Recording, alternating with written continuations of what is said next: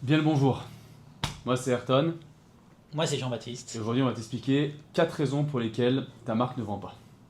Première raison, tu as lancé ta marque, tout se passait bien, tu as fait ton premier drop, il y a eu quelques ventes et d'un coup ça stagne.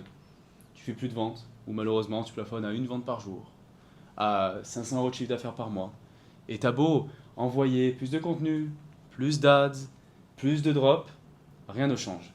Et pourquoi? Parce que tu es enfermé dans cette boucle. Donc ça c'est toi. T'es ici, tu viens de créer ta marque, t'es tout content, regarde, ah c'est cool, j'ai créé ma marque. Tu fais ton drop, comme je viens de te dire, et tout se passe bien. Puis d'un coup, stagnation. Donc comme je viens de te dire, qu'est-ce que tu fais? Plus de contenu. Malheureusement, plus de contenu, tu stagnes encore. Donc tu te dis, hey, j'ai peut-être atteint la finalité du contenu, j'ai pris tout ce que j'avais à apprendre en termes d'organique, maintenant, je vais passer aux publicités. Tu passes sur les pubs. Tu te dis, bon, ça va me sauver la vie. Résultat, tu stagnes encore. Et là, tu dis, bon, c'est ce que je propose. Faut faire un nouveau drop. Le premier drop, il avait bien marché. Le deuxième, un peu moins. Mais là, c'est bon. J'ai capté pourquoi le premier drop, il avait marché. Je vais recommencer. Hop, nouveau drop. Et ben non, tu stagnes encore. Et ça, tu sais pourquoi? Parce que la seule et unique façon de te sortir de ce calvaire, c'est ton positionnement. Est-ce que ton positionnement est réellement le bon? Parce que c'est facile de faire des ventes à ton premier drop. Mais ensuite, est-ce que tu as bien ciblé ton client et est-ce que les gens qui ont acheté ton premier drop vont revenir? Est-ce que ceux qui n'ont pas acheté vont être suffisamment bien ciblés pour se dire hey, le premier drop je l'ai raté, dommage, j'aimerais bien avoir le deuxième. Si ton positionnement est mauvais, tu cibles mal ton avatar client, tu as mal réfléchi à tout ça, tu peux envoyer tout l'organique que tu veux, toutes les publicités que tu veux, le nombre de drops que tu veux, tu vas rester stagnant. Et c'est ça qui fait que des fois, ça décourage les marques à continuer et que les gens arrêtent, soit parce qu'ils ont plus de budget à cause des pubs, soit c'est parce qu'ils ont plus de vues, plus de force pour faire du réel, et que ça passe d'une marque de cœur à quelque chose où tu te forces de le faire. Et là, il y a plus En d'intérêt. fait, une marque qui fonctionne, c'est pas juste une marque de cœur, c'est pas juste quelque chose où tu montes à tes potes, ils disent ah putain, lourd frérot. Non, une marque qui fonctionne réellement, c'est une marque avec un vrai avatar client bien ciblé. Là, si je te pose la question en répondant à ta tête, qui c'est que tu cibles? Me dis pas je vise les jeunes qui aiment la mode, je vise les Moi, je fais jeunes ça tout qui le aiment monde. le sport, c'est trop On flou. est d'accord. Faut que ce soit quelque chose de précis. Ta marque, c'est quoi? C'est quoi le thème de ta marque? Qui est-ce que ça vise? Quel budget? Et là, ton positionnement devient plus clair et ensuite tu pourras actionner tout ton organique, tout ton contenu, toutes tes publicités, tous tes drops autour de ça. Mais du moment que tu n'as pas la base solide, tu peux mettre les meilleurs murs en béton armé. Si les fondations sont mauvaises, ton bâtiment s'écroulera. Là, Ayrton va vous expliquer par la suite. Alors désolé, les lumières viennent de se rallumer, c'est un détecteur de mouvement dans nos bureaux, donc C'est quand ça terrible. passe, voilà. C'est- Vous avez du coup la partie créateur marque que Ayrton va vous expliquer, et moi je vais vous parler après d'un cas concret d'une de mes marques de vêtements pour pouvoir un peu concrétiser tout ce qu'on a dit jusque-là. Ok, donc la deuxième raison principale, là on va se focus sur le contenu et les publicités que vous envoyez. Alors, il y a une immense différence entre créer du contenu comme un créateur de quelque chose, pour que les gens te suivent pour qui tu es, pour ce que tu fais, et créer du contenu pour une marque, pour créer du désir et que les gens achètent. Je vais te donner un exemple. Un créateur, quand il va présenter sa marque, il va expliquer ce qu'est sa marque. Il va montrer les backstage. Il va dire hey, mon coton, il a été cueilli ici. Mon coton, il est français. Mon impression, elle est faite comme ça. En réalité, c'est cool. Le storytelling, il est bien, mais ça doit pas être le truc principal qui vient vendre ta marque parce que là, en fait, tu expliques juste. Et au final, on vient comprendre ta marque, mais on la veut pas forcément. Ok, c'est cool. Ah, c'est Made in France, trop bien. Ah, l'impression, elle a été faite comme ça, magnifique. Ah, là, c'est brodé, cool. Mais ensuite, est-ce que tu vois où je veux en venir? Ton contenu, aussi, il éduque. Et ça, il y a des gens qui vont s'abonner à toi. Tu vas peut-être avoir énormément d'abonnés, mais les gens vont pas être là pour le t-shirt que tu crées, la marque que tu crées, mais pour ce que tu apportes. C'est peut-être même des gens qui veulent créer leur marque et qui se disent hey, très sympa ce qu'il explique, ça va me servir pour ma marque. Mais malheureusement, ils ne seront pas là pour acheter. Donc c'est pour ça qu'il faut les convertir par la suite. C'est bien d'avoir une base d'abonnés. Ça, c'est une force d'avoir des gens qui s'abonnent pour ça. Après, en continuant à faire du contenu, eh ben, vous pourrez orienter plus sur vos produits, faire comprendre l'univers de la marque. Et le mec qui s'abonnait juste pour le business, pour faire sa marque, voit votre marque 15, 20, 30 fois, il va peut-être finir par acheter. Et il faut faire en sorte que ce soit cohérent aussi pour ce public-là. Exactement. Donc en troisième point, il y a aussi parler du produit, je vous l'ai dit juste au-dessus. Et enfin, le dernier point qui est très important, les gens sur les réseaux ne vous prennent pas en pitié, ne sont pas vos amis. Dans le sens où si où tu montres un vrai storytelling derrière ta marque, tu dis hey les gars, j'ai fait ci, ça, malheureusement ça flop, s'il vous plaît, aidez-moi, achetez, ça ne marchera jamais. Il y a une immense différence entre demander d'acheter et inciter à acheter. Tu peux faire des codes promo, dire le drop est limité, ça incitera. Demander d'acheter, personne ne le fera. Maintenant, on passe au contenu de marque. Alors, qu'est-ce que tu dois réellement faire dans ton contenu de marque? Dans un premier temps, tu dois montrer un univers. Plus que ton produit, c'est quoi l'univers autour de ton produit? Comme ça, les gens en voyant ta marque se disent ok, ça me correspond. Quelqu'un va acheter ta marque en se disant hey, là j'ai l'impression que ça a été fait pour moi. Pas ah, ça a été fait pour le voisin donc je vais le prendre pour moi. Ça n'existe pas. Donc quand on vend un t-shirt, en fait, on ne vend pas un coton, on ne vend pas un design, on vend une émotion. Qu'est-ce qui fait que vous achetez des t-shirts, par exemple Nike ou Louis Vuitton, il y a juste un logo dessus, que vous payez un certain prix. C'est parce qu'il y a toute l'identité de marque qui est travaillée derrière. Et quand vous achetez un t-shirt de cette marque-là, vous avez l'impression de voyager. Vous représentez l'histoire de la marque et ce que ça représente. Par exemple, personne ne veut porter une marque qui a eu des polémiques ou qui a un mauvais storytelling parce que tu n'as pas envie d'être représenté par ça. Tu représentes la marque en soi, mais la marque te représente aussi, et c'est pour ça que tu l'achètes. C'est pour ça que voilà, dans les marques, voilà. Je suis d'accord. Voilà. Donc au final, tu viens créer une émotion et c'est ce qui va du coup montrer ton univers. Ton univers crée une émotion, donne envie d'acheter. Ensuite, tu dois faire rêver. Pas forcément faire un truc grandiose, mais ta marque doit en imposer. Dans le sens où si ta marque parle du sud, il faut qu'elle respire le sud. Si ta marque est sur le thème de, je sais pas, les stations de ski, quand tu mets ce truc, tu dois se dire oh, ça me fait penser à, je sais pas, moi, Courchevel par exemple. Et enfin, je t'en ai parlé juste avant, tu ne dois rien demander, mais tu dois inciter. Code promo, drop limité, les gars, le stock a été écoulé, je vous remets un drop la semaine prochaine. Là, ça va créer de l'urgence, là, ça va donner envie de l'acheter, là, ça va créer du désir, et c'est comme ça que tu as gagné. Après, le contenu créateur, c'est quand même important, surtout sur TikTok, qui est un réseau très authentique. Tu montes les backstage, c'est cool, mais ça doit être, disons, 20% de tout ton contenu, et ça, plutôt 80%. Et tout ce que vous dit là, c'est vraiment les bases, comme on dit aux clients, c'est les bases du gâteau.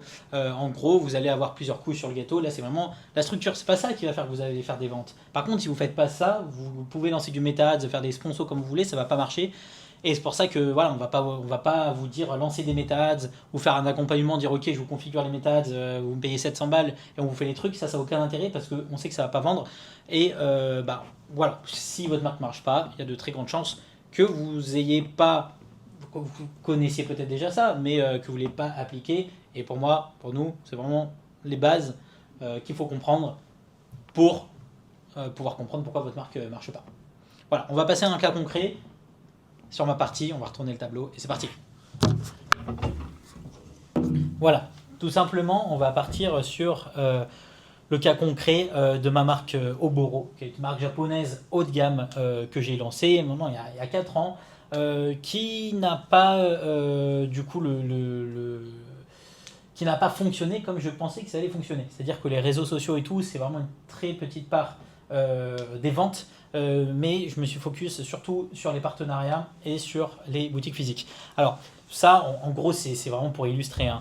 La marque, dans les débuts, et il faut que vous l'appliquiez aussi à votre marque, avant de lancer des ads, etc., il faut d'abord passer par des partenariats chez des micro-influenceurs ou même tourner les vidéos vous-même pour pouvoir retranscrire l'image de votre marque. Si c'est une marque haut de gamme, par exemple dans mon cas qui représente le Japon, il va falloir cibler peut-être des influenceurs japonais ou peut-être des jeunes qui ont un pouvoir d'achat un peu plus élevé que la moyenne. Excusez-nous pour la lumière. Merci mon copain. Merci Ayrton qui va nous rallumer la lumière.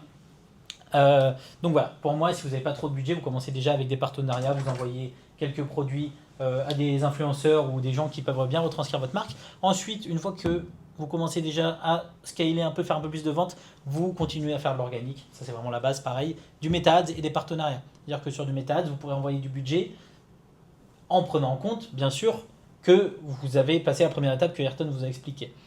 Là, c'est l'étape suivante. Donc, vous continuez avec des partenariats. Et en fait, le piège que beaucoup de monde fait, c'est que on se focus souvent sur les boutiques physiques au début. Le rêve de chaque personne qui a une marque de vêtements, je pense, que c'est d'avoir des boutiques physiques. Pour dire, regarde, je vais montrer à mes potes que je suis dans cette boutique et tout. Souvent, ils vont vous prendre des coms astronomiques si vous faites du dépôt-vente. Pareil, s'ils achètent, vous n'allez pas pouvoir faire des marges de ouf. Et souvent, ça commence en dépôt-vente et là, vous devrez investir un gros budget. Donc, c'est pour ça qu'à mon avis, c'est mieux de commencer par des partenariats et de l'organique. Et voilà, et une fois que vous avez un peu plus de sous, que ça fait un effet boule de neige, vous pouvez investir du stock physique. Surtout que ça vient valider votre produit, en quelque sorte. Si tu lances des ads sur un produit non validé, bah, peut-être que tu balances de l'argent dans le vide. C'est ça. Et c'est ça qui a fait que ça n'a pas marché au début pour Oboro, c'est qu'on a fonctionné à fond avec boutique physique, mais une fois que ça a commencé à marcher, bah voilà, on a pu avoir du coup boutique à Nice et Monaco qui vendaient en boutique physique. Là, c'est des boutiques qui sont plus en exercice, mais voilà, le but, ça va être aussi dans les semaines qui suivent de trouver d'autres boutiques sur Monaco, Côte d'Azur, parce que c'est ce qui marche le plus pour cette cible-là. Et donc voilà, et c'est applicable à n'importe quelle marque, hein, autant une marque print on demand entrée de gamme et une marque de luxe. Ça va vraiment être la courbe à suivre. Voilà. En faisant ça, l'organique, forcément, ça va pas marcher dès le début. Voilà, passer la barre des 300, 500 vues, c'est vraiment dur. Et même il y a des vidéos qu'on fait actuellement, même avec nos clients, qui des fois passent pas les 300, 500 vues. Et ben, on va tester d'autres formats, on réinvestit à fond.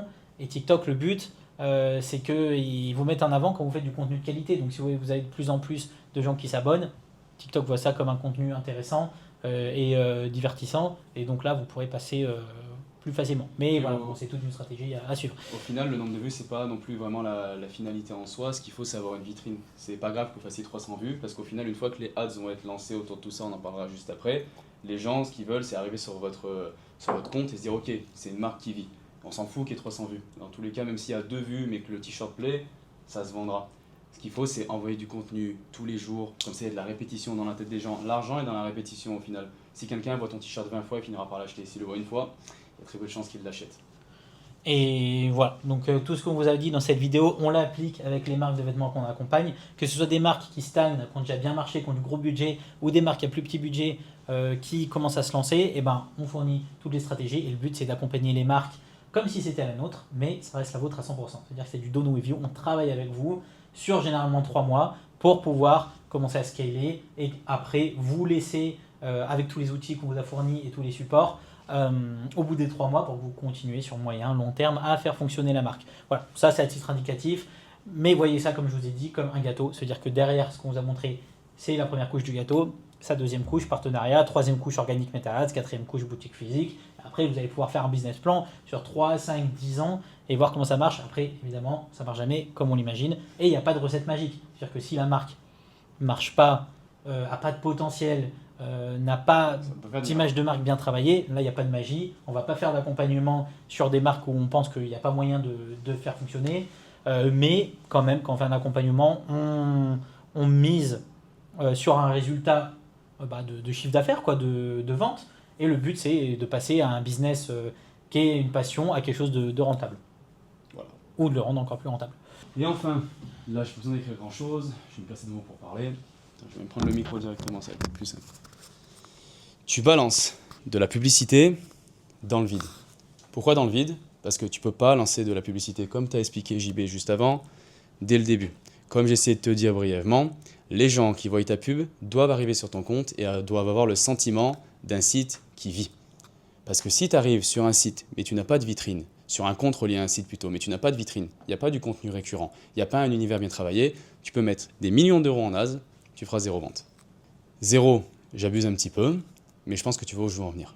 Tu dois à tout prix valider ton produit, travailler ton image de marque et ne pas balancer d'argent inutilement dans les publicités. Les publicités, c'est la dernière étape, c'est ce qui va te faire exploser, mais avant d'exploser, on stabilise. Pour finir, si tu es dans cette situation, que ta marque stagne, tu as 3 choses à faire. Dans un premier temps, tu te repositionnes et tu vas bien y réfléchir. Pour qui tu te bats ? Contre qui tu te bats ? Et quel ressenti tu veux que ta marque fasse ressentir aux gens ? Deuxième point, tu viens recréer un univers cohérent. Tu regardes tout ton Instagram. Tout ce qui ne raconte pas la même histoire, ça saute. Et tu fais en sorte à 100% d'avoir une histoire cohérente et avec un univers bien réfléchi. Tu prends même plusieurs semaines s'il faut pour bien réfléchir. Et enfin, une fois que tu as fait tout ça, tu viens relancer par un drop cohérent avec tout ce que tu as pu conclure avant, créer avant. Et une fois que ça marche bien, tu balances des ads. Il y a une quatrième petite étape qui est, on va dire, mystère. Mais si tu ne sais pas comment faire tout ça, que tu as un petit peu de budget à investir, que tu as un peu d'implication et que tu penses vraiment que ton projet peut nous plaire, réserve un rendez-vous. On fait un petit appel de 30 minutes, on voit ce qu'on peut faire ensemble et s'il faut, on bossera ensemble et on fera tout ça avec toi. À très vite.